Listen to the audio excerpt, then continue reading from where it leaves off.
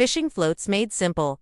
How to read the signals like a pro? The float just twitched. Should I strike? Is a 2-notch rise a sign of a big fish? For many beginners, watching the float is a nerve-wracking experience. Every ripple feels like a missed opportunity, and deciphering what's really happening underwater seems like a mystical art. But in truth, reading float signals doesn't have to be mysterious. Once you understand a few common float behaviors, you'll feel far more confident and connected to what's happening beneath the surface. Let's break it down, step by step. Step 1.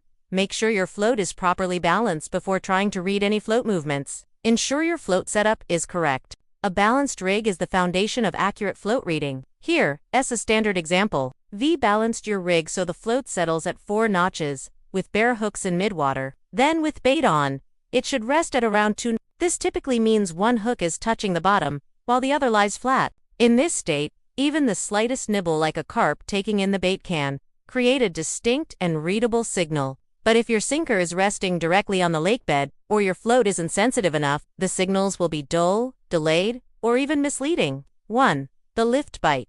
A clear invitation. What it looks like, the float rises slowly and steadily by 1 to 2 marks, as if something is gently lifting it from below. What it means? This is one of the most classic bite signals from species like roach or bream. It usually happens when the fish sucks in the bait and starts to swim upward. As the hook and line get lifted, the float follows. How to react? Don't jerk the rod immediately. Wait for the float to rise to its peak and pause, then strike with a controlled flick of the wrist. If the float pops up quickly and then flattens on the surface, it might just be a small nuisance fish pulling the bait and fleeing. Those are best ignored. 2. The dip. A tap from the deep. What it looks like, the float suddenly dips down by half a mark or a full one in a sharp, snappy motion, then holds. What it means? This is the moment a fish sucks in the bait, a strong sign from fish like rudd, perch, or bluegill. These dip or stop bites are often clean, powerful, and highly reliable. How to react? Strike right as the dip settles and stabilizes. Be cautious of false dips. If the float bounces back up immediately, it may have been a line bump or a small fish brushing the rig. Wait for confirmation. 3. The disappearance. A bold grab and run. What it looks like, the float is yanked underwater and vanishes from view. What it means? This is the black float or vanish bite, typically from larger, aggressive fish like carp or tench. They take the bait confidently and swim away, pulling everything with them. How to react? Stay calm. Count 1 to silently, allowing the fish a moment to turn. Then set the hook firmly but smoothly. If the float dives, then resurfaces slowly. It could be a false alarm like a fish nudging the line. Don't strike blindly. 4. The peck. Curious nibbles. What it looks like?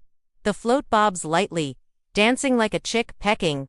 Teeny jittery movements. What it means? This is usually a sign of fish testing the bait, maybe mouthing it or brushing against the hook. It's more curiosity than commitment.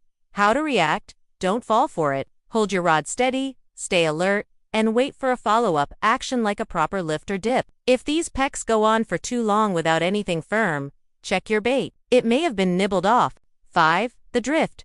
A float that wanders. What it looks like, the float doesn't rise or sink, but it glides sideways with the wind or current, as if being towed. What it means? This could be a fish moving off with the bait or simply your rig being pushed by flow or debris. How to react? Gently lift the rod and feel for resistance. If you sense a pulsing pull or a tug in the opposite directions, if it feels weightless, it may be snagged or tangled. Don't yank. Try wiggling gently to free the hook. Bonus. The chaos signal.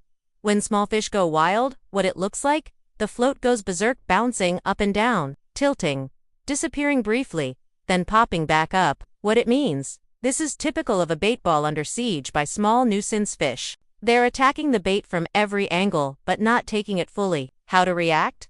Use larger or firmer bait that's harder for small fish to nibble. Switch to a heavier float with more lead to help the bait sink quickly past surface feeders. If the chaos suddenly stops and the float becomes eerily calm, that's your cue. A larger predator may have entered the swim, scattering the small fry. Be ready. The float reader's mantra. Stable. Trust signals that appear after the float has settled. Dip beats lift. A quick dip is often more reliable than a rise. Wait. Big fish often test before they bite. Don't rush. Relax. If you're getting endless false signals, slow down, breathe, and reset. Final pro tips. Use red or yellow-tipped floats on sunny days for better visibility. On overcast days or near dusk, fluorescent green tips stand out better.